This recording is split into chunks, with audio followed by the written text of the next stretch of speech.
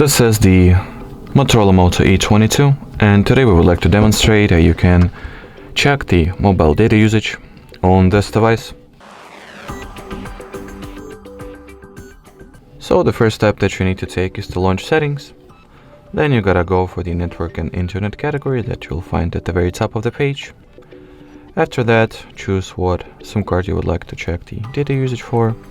So either SIM 1 or SIM 2 if you of course have two SIM card slots taken. So let me just check it for the SIM 1. Unfortunately, this little field over here is not available for some reason. That might be sometimes an issue you encounter, but not a great one, of course.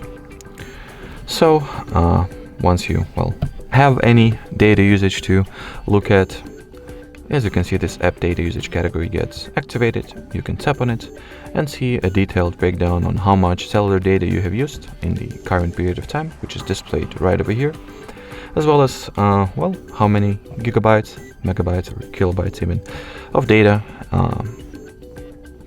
have been used by each particular application.